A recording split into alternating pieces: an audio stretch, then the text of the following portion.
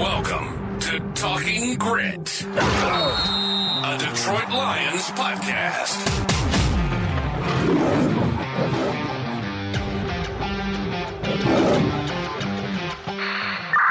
Talking Grit is brought to you by the Monroe County Reporters, Monroe's top news source for police, fire, and community events. Post 3 and Depot Street. Truck boy at Follow them on Facebook, and for $2.99 a month, you can become a subscriber and get the news you crave even faster. Welcome, everybody, to Talking Grit. I'm Jason Harwood, and with me is Jacob Litton. In this episode, we're just doing something just a little bit different. We're going to go beyond the Detroit Lions. We're going to talk NFL. We're going to talk the whole enchilada, as they say. We're going to talk about every division. We're going to talk about the records. We're going to talk about some storylines we're interested in. We're going to talk about who's making the playoffs, who's not going to make the playoffs. We decided that this episode is it's too big for Jacob and I. It is just too big. So we have someone special to join us. He's someone that's fibbed a little bit on a job interview when asked, how many fantasy football teams do you own? His name is Zach Zychowicz. Glad to have you here, Zach. So how many did you tell the interviewer that you had, and how many do you actually own on your fantasy teams? Yeah, I appreciate you guys having me on.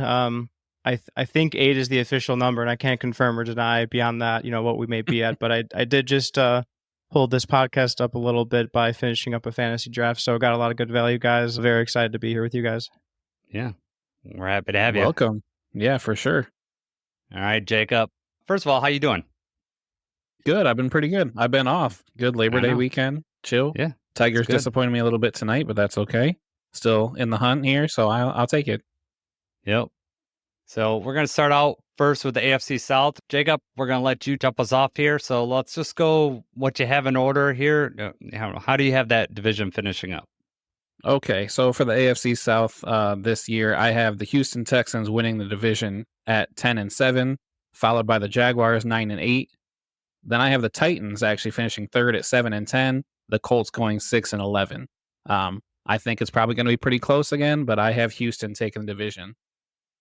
Zach, do you agree, or you got something different there? Yeah, this is probably the outlier answer for me. I think the offseason for the Texans has just been a little bit too loud for me. You see CJ Stroud walking around with Amber Rose. I don't like my quarterbacks, hanging out with influencers as much as, maybe, others. And I really like the Titans in this division. I think Will Levis is a franchise quarterback in the NFL. I love Tyjae Spears. Tyjae, is a second-year guy. I think he's ready to pop. He came out of college, and, he actually does not have an ACL. So a lot of concern that maybe he's not going to have a long NFL career. But, every time he gets on the field, it just looks like the most athletic guy on the field. I'm really excited to see what the Titans can do. And I think the Colts could be interesting, but I'd really like to see more film on Anthony Richardson. He only has like low 20s starts, between high school, college, NFL. I think it's like 22 or 23. It's definitely in the 20s. Very raw athleticism, but, I'd love to see him, put more tape out there before I commit to picking them to win the division. All right. So you have the Titans winning this one? I do. Yeah. All right.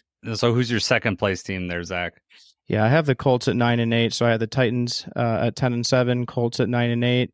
Texans 8-9. I don't think they're going to have a bad year. Just sometimes you see a young team get to such a big game that they got to last year, that game against the Ravens. And, you have a distracting offseason, you sign a diva wide receiver, and Stephon Diggs. And sometimes it's just, tough to repeat those same results. So, maybe next year, I think I'd have them winning this division, but I think that maybe they take a step back this year. And then I have the Jags at 7-10.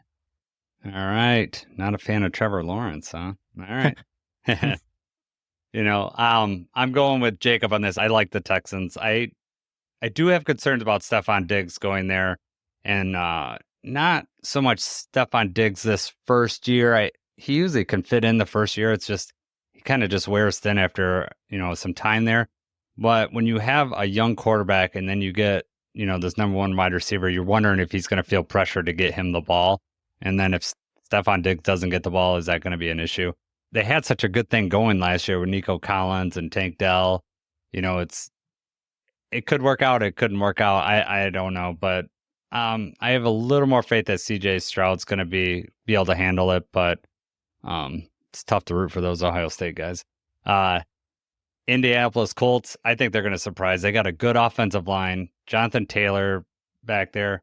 The wild card is what you mentioned, Zach, Anthony Richardson. Can he stay healthy? He plays 4 games last year, didn't even play 4 complete games, but he's also, like you said, inexperienced. So banking a lot that he's going to do good, but he is a weapon. So it just depends on if he stays healthy. I have the Jaguars coming in third at 8 and 9. I don't have full faith in Trevor Lawrence that he's going to be this full franchise quarterback. He's going to be worth that contract he just signed. Tennessee Titans, I'm not as bullish on Will Levis as you are, Zach, so I'm going 5 and 12 on them. For each division, we're going to pick an MVP candidate.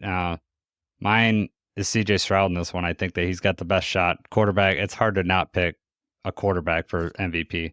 Who do you got for an MVP in this division, Jacob? Yeah, I went with Stroud as well. Obviously MVP seems to be a quarterback's award. When you're looking at the quarterbacks in this division, I think really CJ Stroud is the only one with consideration. Top 10 in yards last year as a rookie, 23-5 touchdown to interception ratio. I mean, outside of him, the only other one you could really say right now would be Trevor Lawrence, and I just don't think he's going to have... I think we've seen the best out of Trevor Lawrence that he's going to get. He lost Calvin Ridley last year to the Titans. I don't think he's going to have a very good season. It sounds like we're all in agreement here that it's going to be a pretty close race. I was giving kudos to myself for having the Titans not in last, and then Zach actually picked him to win. So, I mean, maybe he's onto something here. I know. I think Jacob made a good point, too. You know, the MVP has really turned into an award where it's being given to a quarterback on the best team. I've seen some reports of pretty sharp money on Will Levis for like passing yard leader and, MVP odds, but not to say I think he's going to win, but I think the value is there. I think, even if Will this year could just be like, hey guys, like I'm an NFL franchise quarterback, I think that'd be a big step for him. And I don't think it can be overstated enough either. These guys on rookie deals, we've seen this model work so many times. And like a guy like Trevor Lawrence and Jalen Hurts, they're going to be going into their first contract where they're making, $50+ million a year, and you don't have the same pieces that you had in those rookie contracts. Just the fact that they're paying nothing in the quarterback room, a second round guy in Will Levis, I think that's how it could be very interesting. Yep. All right. Let's move on to the AFC East. Zach, I'm going to have you start us out here. Well, how do you got that one finishing up? I don't have any strong opinion on the AFC East. I have the Dolphins going 11-6, Bills 10-7, Pats and Jets both going 6-11. I think the Bills offense, at the beginning, it might look a little bit awkward for a week or two. I think that they're really tailoring this offense around Josh Allen. I know the knock is, they don't have any wide receivers. I think they have plenty of wide receivers. I think Dalton Kincaid can be one of the best tight ends in the league. He's not going to feel the need to force feed Stephon Diggs like he had previously. I think once it gets going, it's going to get going. And I think the Dolphins will have a very similar year to last year where you're going to see them flash in September, October. And then as the weather starts to change, maybe there's an injury, maybe they don't look the same. So I think they'll get to the playoffs, but I don't know if they're going to, make that big run. And I think for the Pats, that they're just really looking to, develop the best that they can with Drake May. And, I don't think they expect to make the playoffs, but if they can just leave this year with Drake May feeling like a, secure franchise quarterback, I think that'd be great for them. And I don't know, the Jets, you just never know with the Jets. I'm almost starting to feel bad for Aaron Rodgers. They're putting him all these primetime games and, they're... What did you just say? Yeah. I just got the new book, the Ian O'Connor book, Out of the Darkness, on my wife's Kindle. So I'm excited to start to read that. I hear there's a lot of good, nuggets in there, but I'm interested to see if he can do what he has done previously. It's tough. All right, Jacob, what do you got? You going to be an Aaron Rodgers apologist? All right, here's what I have.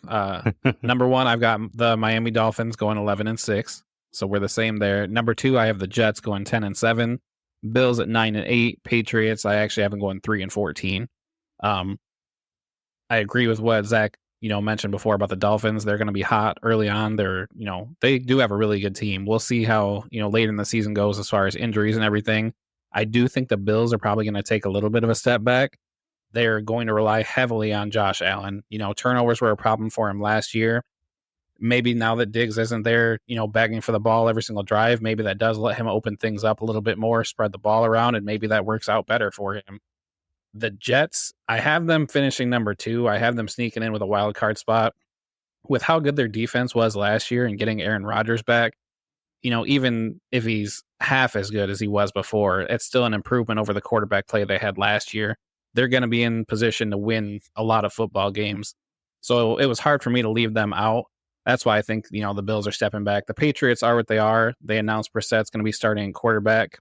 We'll see how long that goes. Obviously, they're not expecting a whole lot out of this year. It's a development year for them. But yeah, I feel pretty comfortable where I have those four. What about you, Jason? Yeah. What are you thinking? I'm going, it's a trifecta. The Dolphins win the division. I got them going 12-5. I like the Dolphins. I think they're a strong team. The rest of the division is kind of down for me. I got the Jets going 9-8, the Bills 8-9. I do not have faith in Josh Allen, and I could talk about that in a minute, but just to finish up the division, I got the Patriots winning one game. This is the year they're just going to go in and get another good draft pick, probably get a wide receiver to go with Drake May next year. Talking about Josh Allen, I'm concerned about the Bills. They lost a lot on that defense. And Jacob, you talked about this. The turnovers rise when Josh Allen tries to do too much. He's not terribly the most accurate passer, and he just makes some mistakes that NFL quarterbacks shouldn't make, especially playoff bound teams. So I'm not excited about the Bills this year. Going to the Jets, I'm not going to be reading any books written with Aaron Rodgers in there. I can tell you that, unless it's got a Lions cover on it and it's talking about how we're beating Aaron Rodgers. But Kirby Joseph book that how I own Aaron Rodgers. That's a book I would read. But other than that, I think, Jacob, you were right on. This is my thinking too. If they have any sort of decent quarterback play, that defense is really, really good. So they just need some consistency there. It's a big if, though. First of all, it's the Jets, right? I mean, the Jets always find a way to screw up something, or just bad luck seems to follow that franchise. Number two, Aaron Rodgers was hurt. He's getting older. It wasn't like he was on fire with the Packers that last year anyways. Whether that was a want or a will type thing of he was just giving up and he was done with the Packers. I've seen Aaron Rodgers look like he was down before, and then all of a sudden, he's got to prove someone wrong, and then he can do it. I mean, but I just don't know. At some point, your game's going to diminish just too much just because of age. The Dolphins, their offense is so explosive. I love all the turbo motion. They got a really strong head coach that offense is just super dangerous. They just have speed all over the field.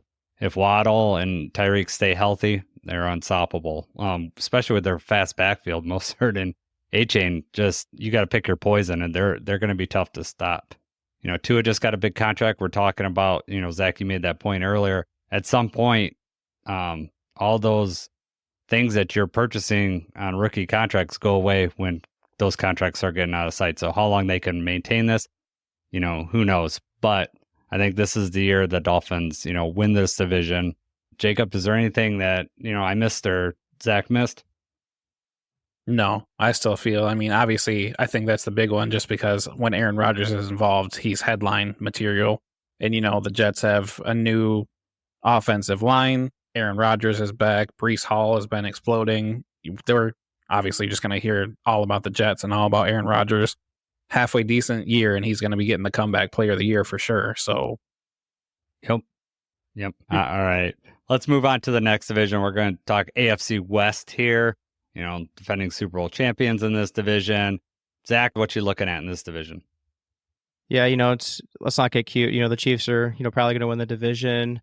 Maybe not as dominant, as usual. I think that they're really going to make a push for home field advantage, but just coming off back-to-back Super Bowls, it's just so tough. I think that I have the Chiefs at 12-5, Raiders and the Chargers both at 9-8, and the Broncos at 5-12. I think the Raiders could surprise people. I think they could be a really good team. Antonio Pierce, there's a report that, he has a pending $28 million judgment on a former car dealership involvement, and, his wife had to file bankruptcy. So, he's really going to want a second contract. He's going to coach with his hair on fire. I still think Aiden O'Connell can play football. He's going to be the backup going into it. Gardner Minshew beat him out. I think they have dogs on that roster. I think that they're, going to be good. The Chargers, I think it's just going to take a year to get the players that they need to run the type of offense they want to. I think they want to be a smash mouth run offense, and they probably have the best tackle combo in the league. But I think it's going to take a second for them to get going. And, Denver should be interesting because I think that's what I read is the most popular public bet on an over. People really like Bo Nix. They like that storyline. I think their win total is at 5.5, and the public is smashing the over. So I think if I had to say one that I feel really good about, it's that the Broncos are going to go 5-12. I think they're going to win 5 games. Public's going to miss by half a win. All right, what you got, Jacob? So no surprises there. I also have the Chiefs winning division. I have them going 12-5.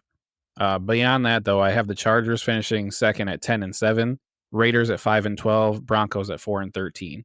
I do think the Chargers are built to have kind of a quick turnaround, especially if they're utilizing the run game more.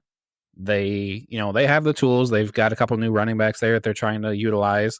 The Raiders, because of the quarterback play, I'm not so sure about them. Like Zach said, Aiden O'Connell starting off the year as a backup. They're going Gardner Minshew, who has shown flashes. He's definitely shown potential. He can carry an offense. So that's going to be really interesting to see what happens here. And the Broncos, I don't have a lot of faith in them just yet. Sean Payton, he's got Bo Nix. According to him, that's who he wanted all along, and that they played their cards perfectly for him to fall to them in the draft.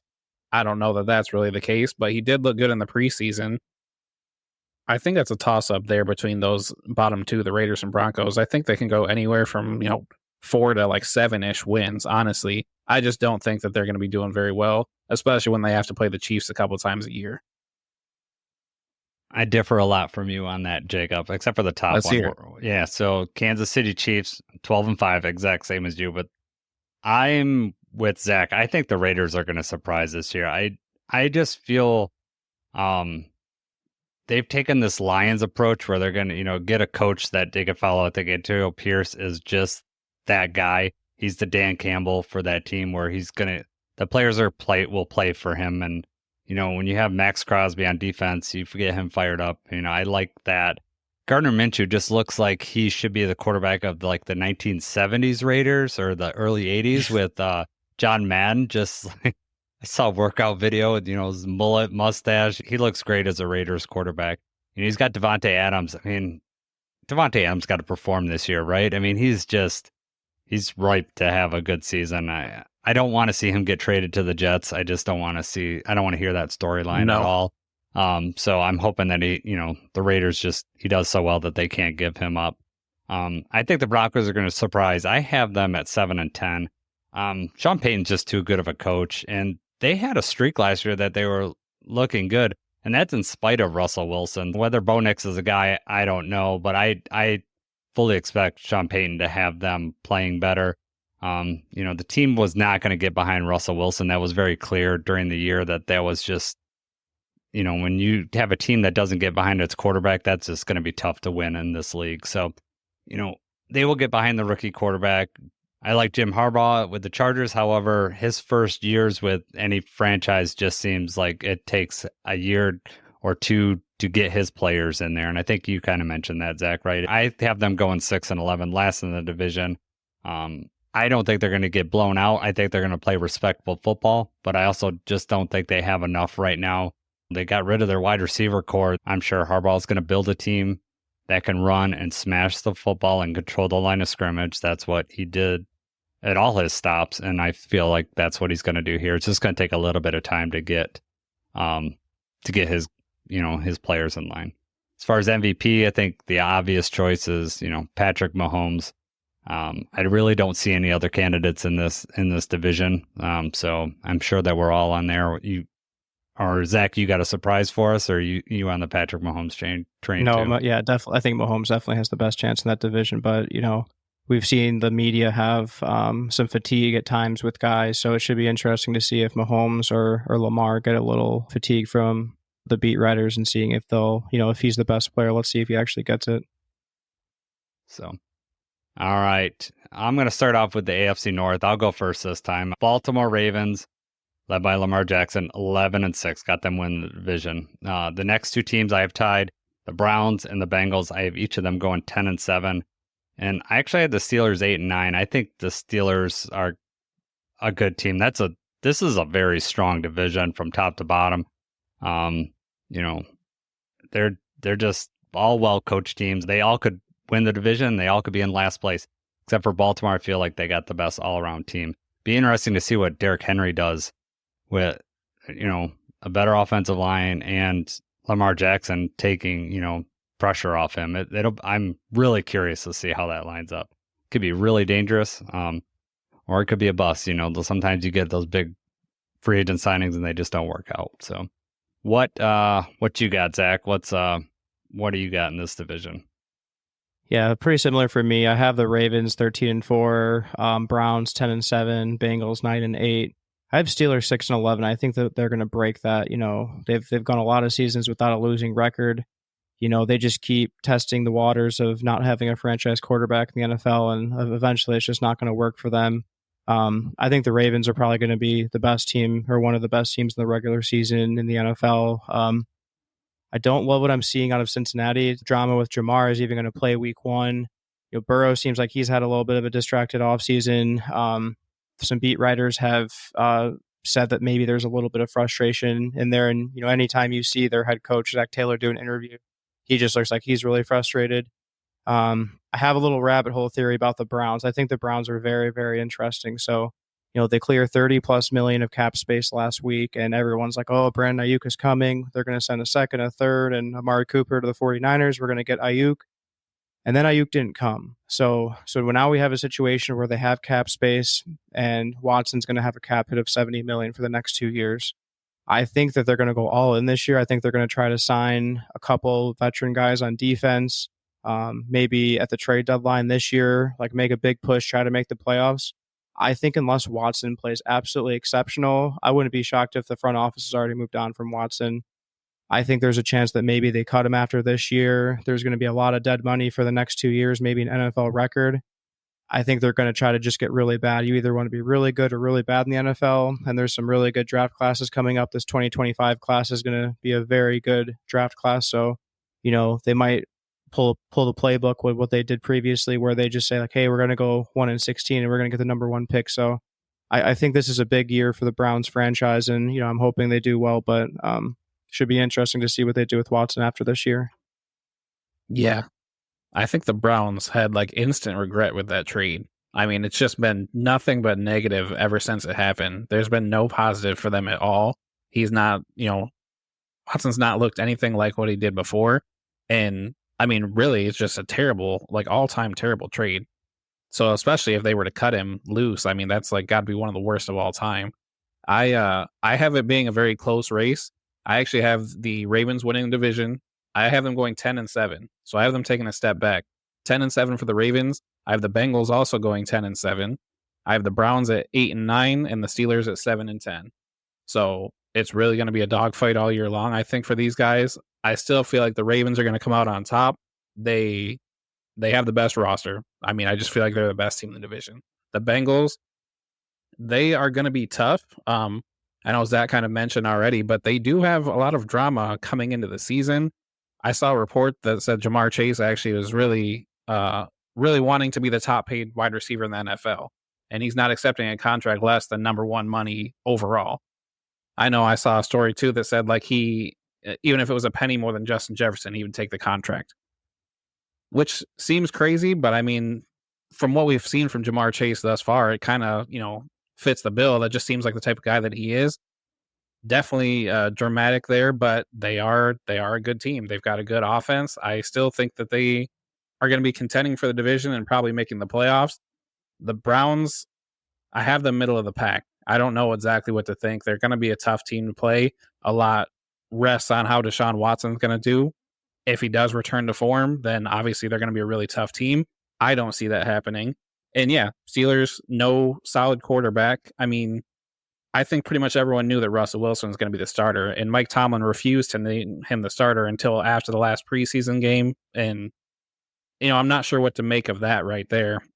It is an interesting division. I think the Jamar Chase drama makes me so glad that the Lions had, they got Penei Sewell instead of the thought of them trading up for Jamar Chase, because he's the opposite of Amon-Ra St. Brown, just he seems like an all about me guy, and all this contract drama. I'm so glad that the Lions just avoided, not that Amon-Ra would cause this type of stuff, but they just did the right thing, took care of their players, and now we don't have to deal with any of this stuff that's distracting. And then we don't have to deal about questions like, is Jamar Chase going to play week 1 or whatever? But the worry is, and I know, Zach, we talked about this one time just, at work. These guys didn't practice and they're not in football shape. They're going to pull a hamstring, and we'll get to a division, in the NFC that a wide receiver that just signed, CeeDee Lamb, same thing. Are we worried that, they're going to push it too much week 1? Or are they just not going to play very much week 1? You don't want to lose them for like a hamstring injury can take you out like 6 weeks, especially for a wide receiver. So, that's the concern. However, I think in the NFL, say Jamar Chase does play, they're going to go on streaks where their offense is just too good, and they're going to be hard to stop.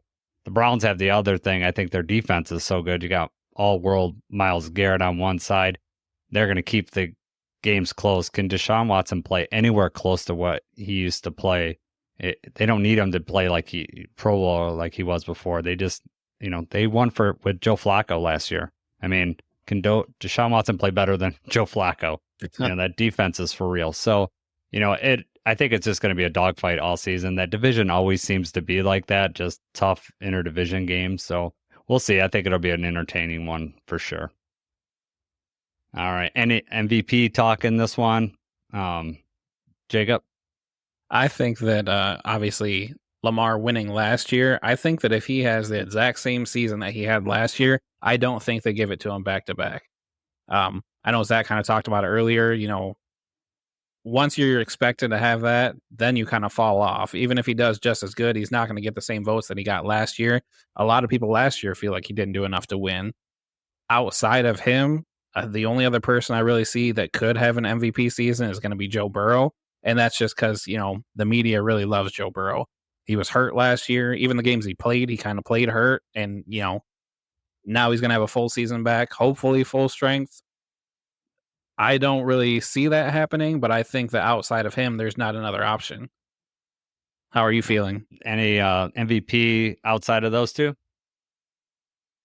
No, I think Lamar is the only one that has a real chance. But just to add to this Jamar contract thing too, he's 2 years out. He doesn't have 1 year left on his deal. I mean, you typically do not pay wide receivers 2 years out after you're on your rookie deal. He's making good money. He was the number 5 overall pick. So, I can see why Cincinnati's putting their foot down a little bit. And gosh, how good does Amon-Ra's contract look right now? I mean, they were very smart to get that deal done first before the rest of the wide receivers followed. And that's looking like a great value. Just a couple months later on. Agree.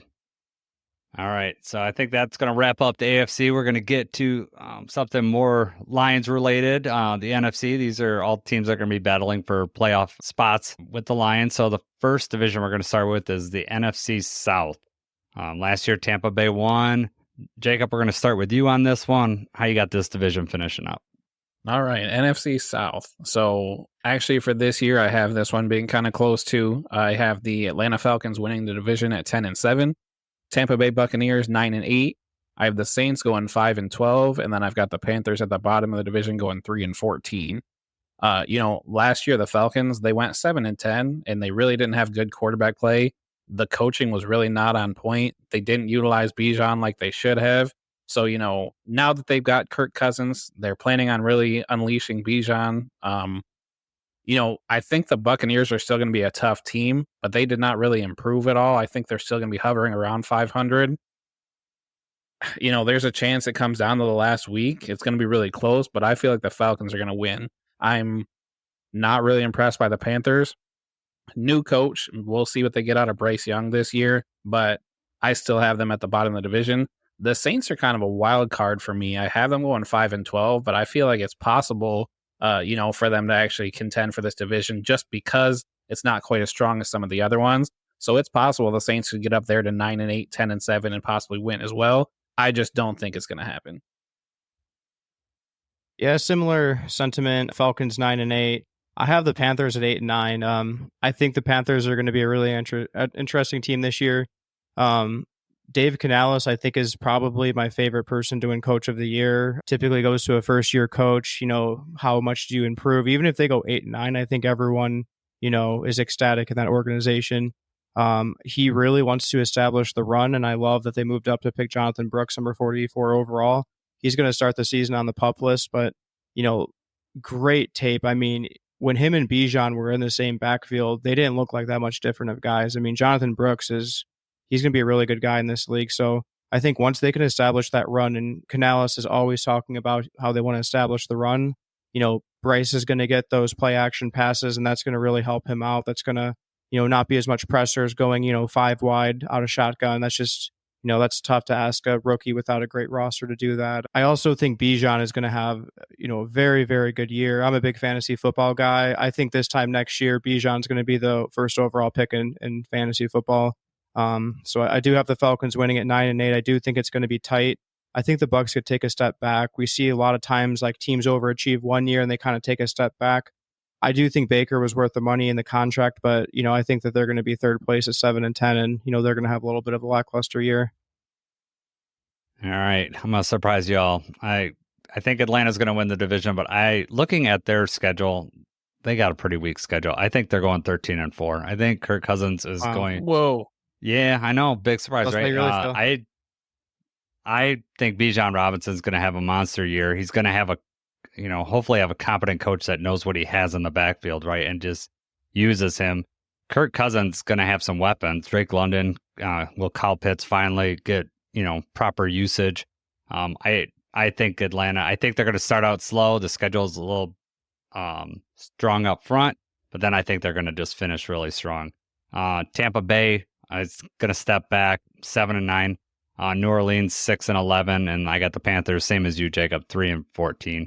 When we talk about MVP, I think Bijan Robinson could be in the talk for MVP if he has a strong year, especially if Atlanta does what I think they're going to do.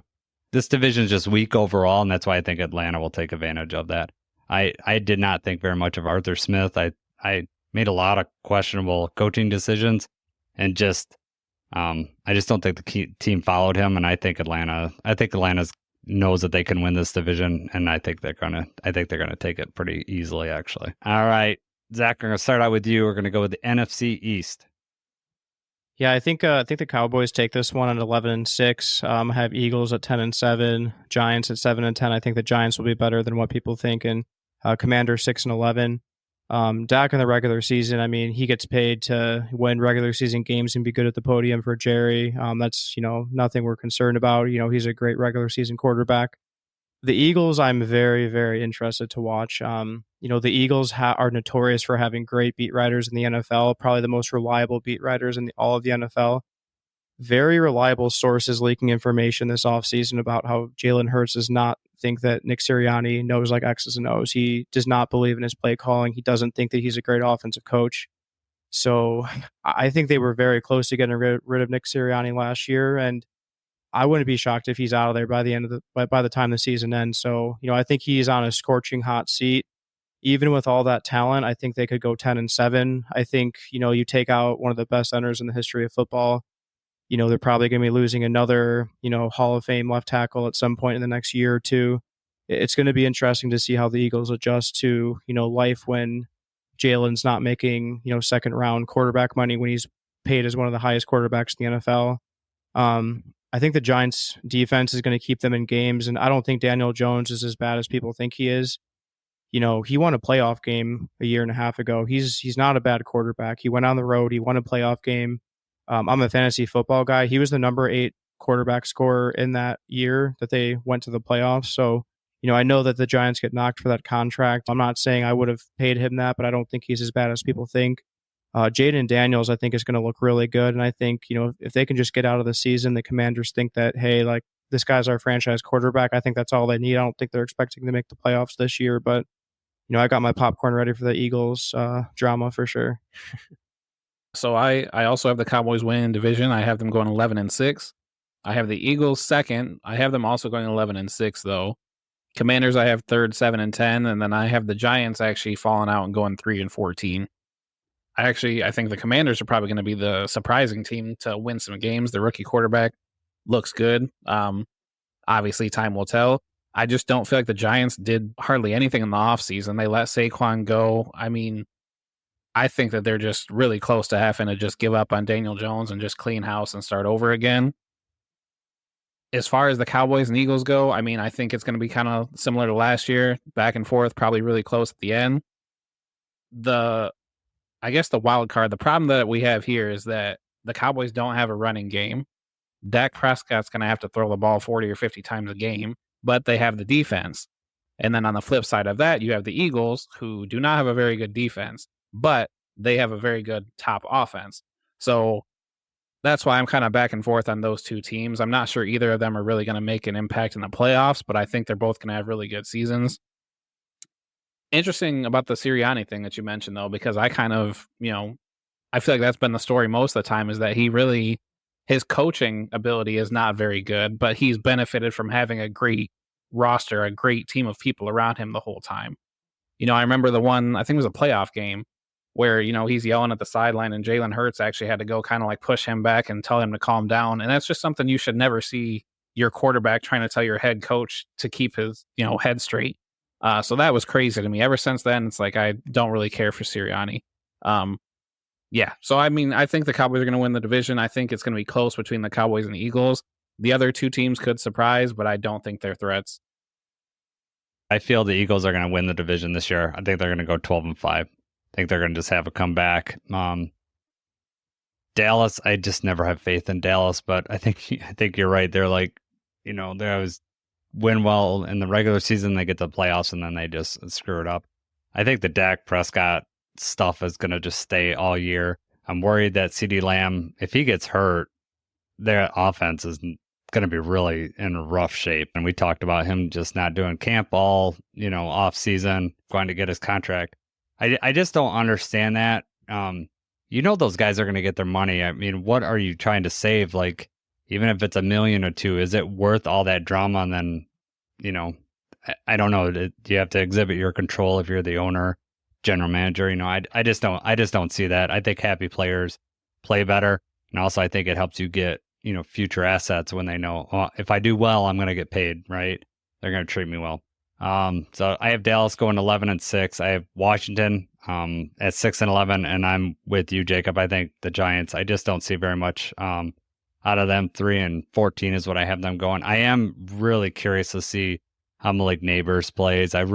He looked really good in those Lions practices when they were playing. He was making some plays. I want to see how he performs with Daniel Jones. They haven't had a wide receiver there, in a while, probably since OBJ. So, I'm curious to see how that goes and what that makes Daniel Jones looks like if he actually gets some receiving threats.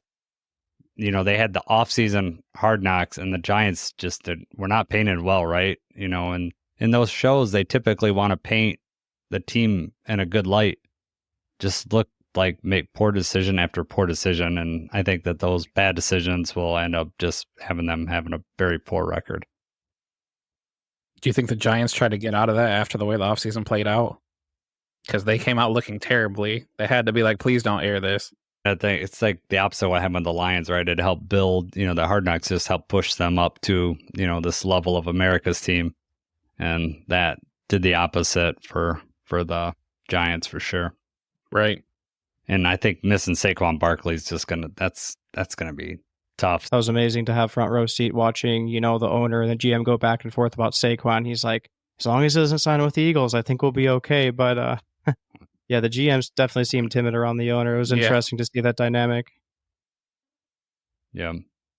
It's crazy what they give you access to nowadays. I mean, that stuff just was all just behind the scenes not too long ago.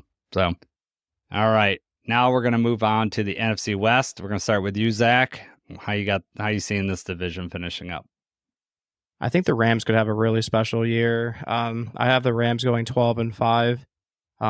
They kind of reloaded from that championship roster.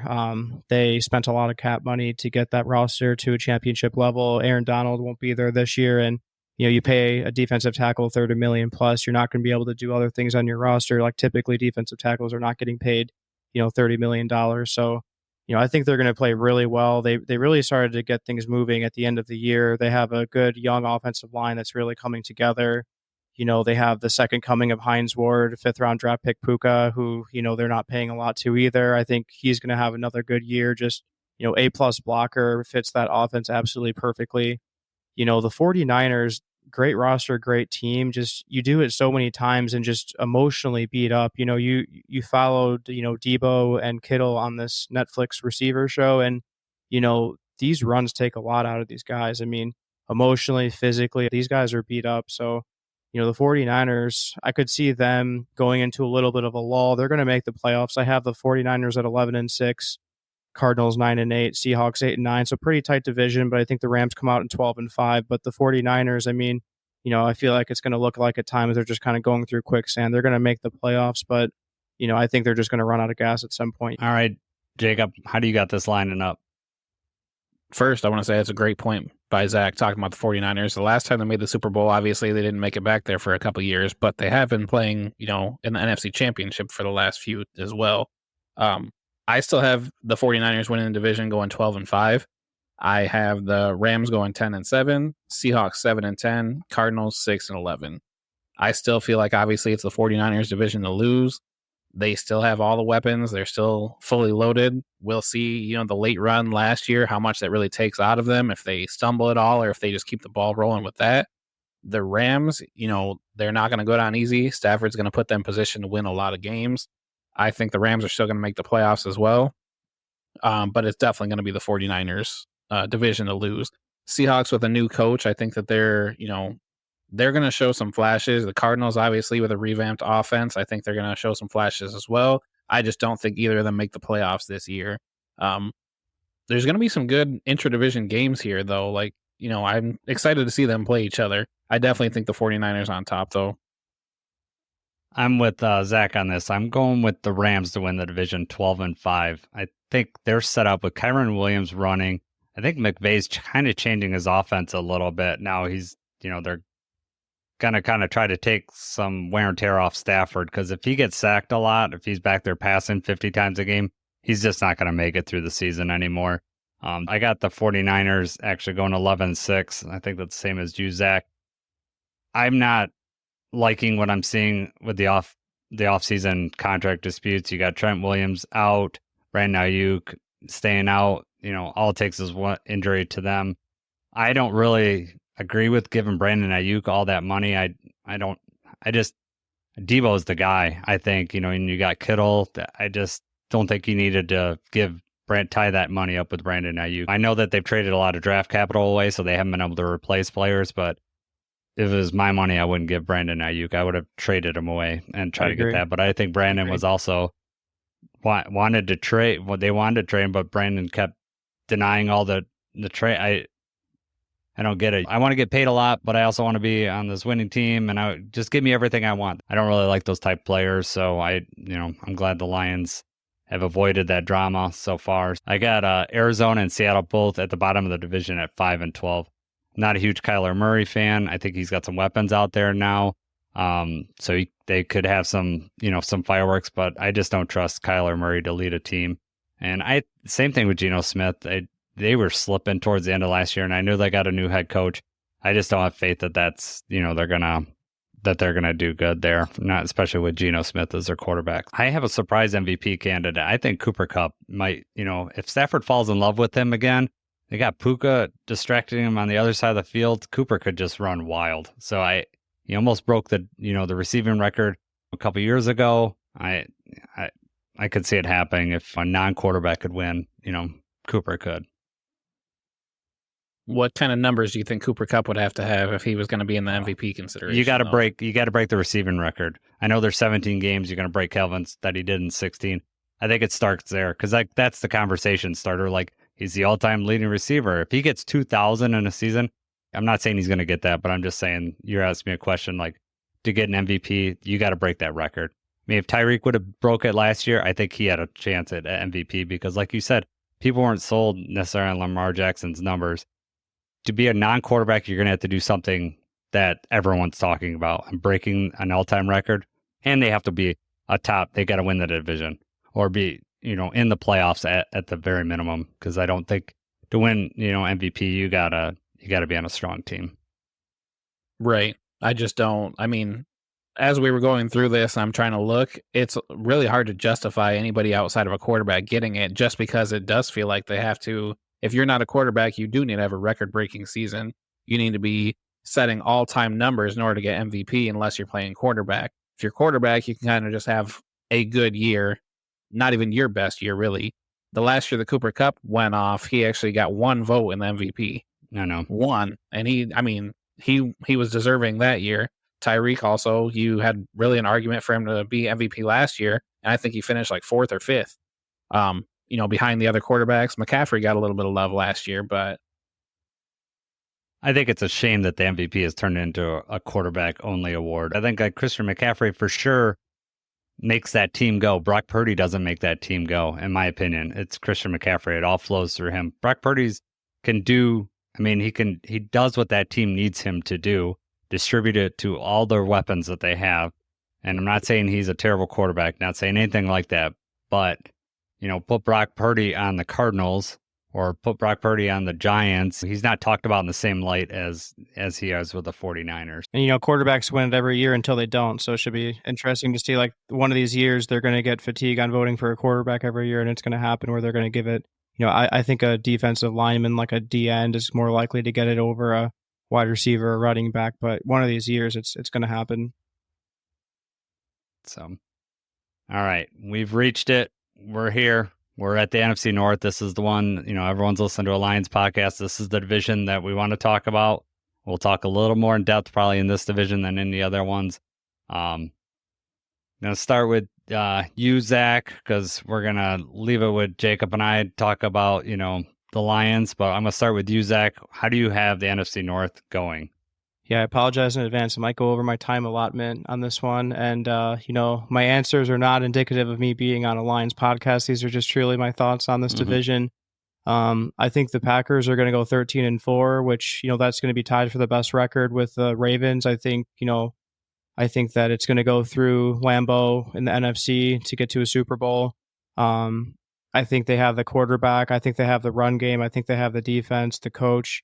Aaron Rodgers wasn't calling, he was audibling out of plays that LaFleur was calling at the line of scrimmage. So it was tough to evaluate what type of coach LaFleur was when he was with Rodgers. But, the improvement that we saw in Jordan Love was just amazing to see. I think it's going to be a great West Coast offense scheme with Josh Jacobs. And, we got some information recently through Hard Knocks and through some other information that Josh Jacobs actually was the number one running back.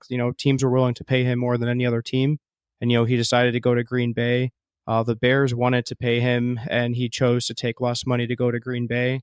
So I think that could be very interesting. I think everything's just going to fall into place for the Packers this year. Close behind, I have the Lions at 12-5. I think they're going to play amazing. I think they probably have the best roster in football. It's going to be really interesting to see that game on December 5th. I wouldn't be shocked if maybe we see a Packers win on December 5th, and then, maybe we see a game later on and see a different result. But I think Jared Goff MVP, it's an award for the quarterback on the best team, and he played so well, and it's only going to get better. We're going to see J-Mo, get some touchdowns that he didn't have last year. I think that could be really interesting. I have the Bears going 8-9. I think it's a good roster. I think they did a good job putting the roster together. I think that I don't think they understand what their true identity is, though. I think the GM at times is playing fantasy football more than putting a roster together to win football games. You draft Caleb, you sign Keenan, you draft Rome. Okay, we're going to throw the ball. It's going to be great. And, last year they had one of the best run grades of any team in the NFL. I would have liked to see them sign a pounder and take some pressure off of Caleb. You can still have those wide receivers. I don't know, though. I think that, you signed DeAndre Swift. I don't think he was the guy, and he was not their first option. They wanted Saquon. They were first for Saquon for a very long time. We saw on Hard Knocks. They didn't get him. They wanted Josh Jacobs. They didn't get him. So they signed DeAndre Swift. And, as Lions fans, exactly what DeAndre Swift is. He wants to run west and east. He doesn't want to go north-south. I think they would have been better off signing someone like Zach Moss or Devin Singletary and save a lot of money. So I think that DeAndre Swift is headed in a direction as Miles Sanders. I don't even know if he's on this team next year. But, I guess time will tell.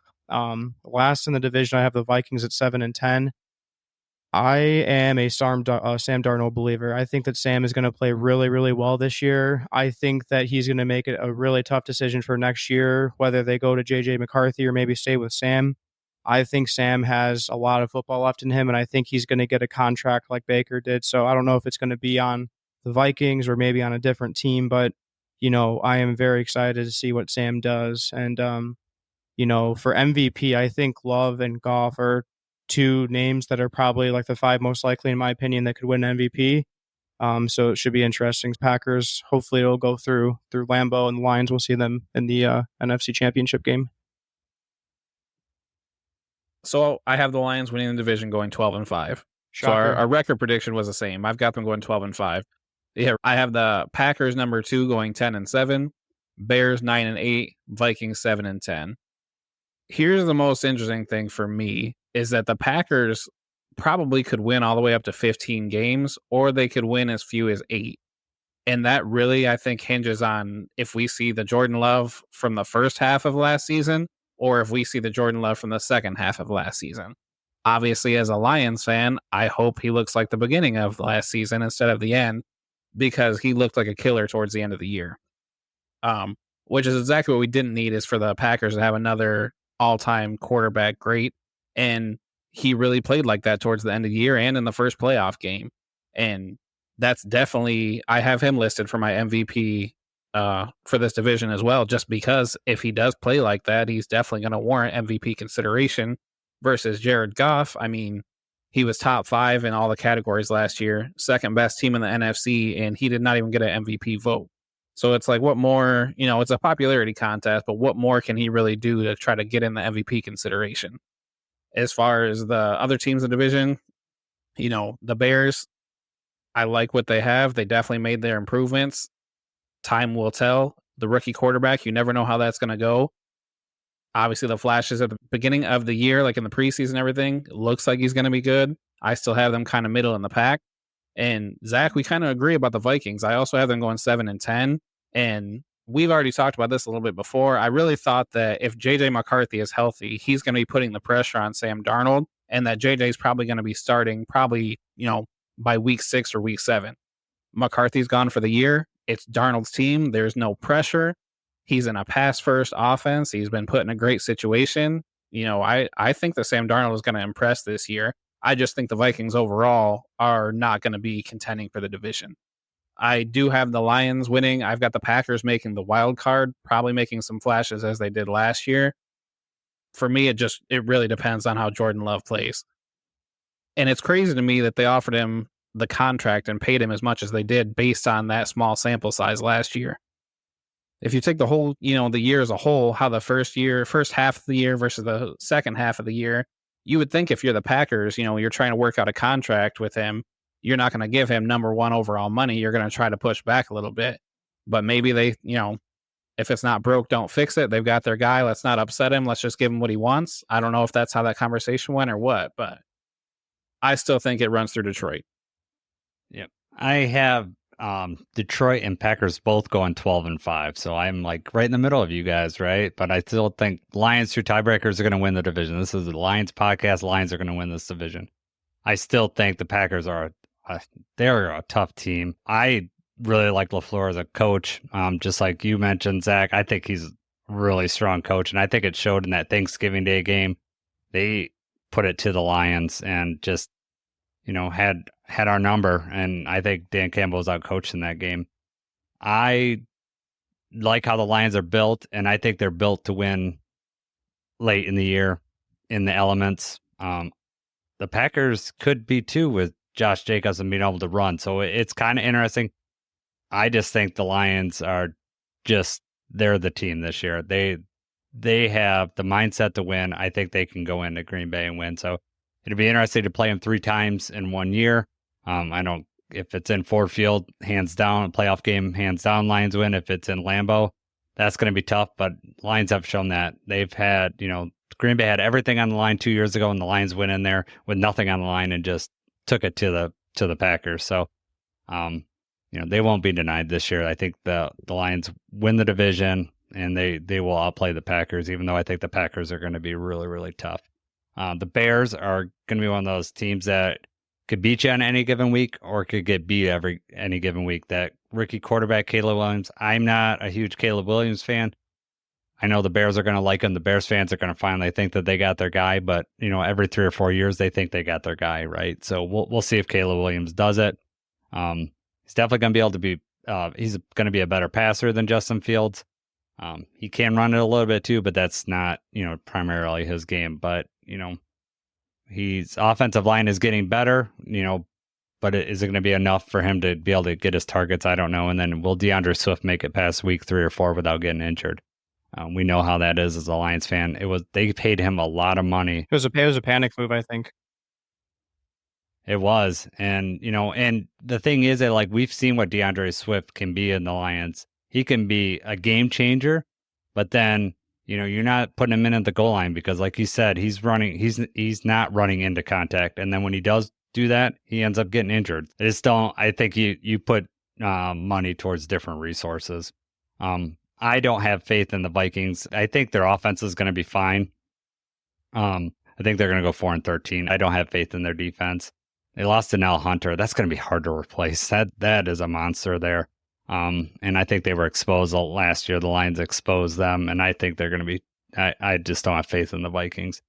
I think you're right on with Jared Goff with the MVP. The Lions are going to be on a lot of national games, either America's Game of the Week, 4:00 game. We got Sunday night games. We got Thanksgiving. We got other primetime games. And what did we lack last year and why Jared Goff, I don't think he didn't have a lot of deep shots. Those are the stuff that make SportsCenter, that make all the highlights. If he can hit JMO deep, that's going to be just put on everybody's radar. That's what he needs is a few of those deep shots to get on, to get on the highlight reels, and that, you win your division. The Lions are on people's radar this year. They're going to be looking for it. So if Jared Goff has another one of those years where he's number 1 or number 2 in passing yards, throwing respectable touchdown to interception ratio like he has been, he's got a shot at winning the MVP. What are you thinking of Caleb Williams, Zach? I mean, I don't think we've ever seen a prospect be given so much support than he's been given. I think he's a good football player. I think he's going to be a good real-life football player. I'm not as high on him from a fantasy perspective because he doesn't have as much of a rushing upside, but I think he'll be a good quarterback. I don't think that he's going to be, the savior over there. I think he's going to feel a lot like Trevor Lawrence, where it's like, hey, he's going to get a second contract. He's a franchise quarterback. He could very easily set the franchise record for passing yards in his first season. I mean, it's not a big number to chase, but I think that he's going to make some playoff runs, maybe win a couple playoff games in his career. I don't see him as a perennial Super Bowl guy, but I think he'll be good enough for the city of Chicago. Yeah, it's going to be the Bears' luck that they're going to get their quarterback, but they're going to run into the buzzsaw of the Lions and the Packers, having very strong rosters, right? All right.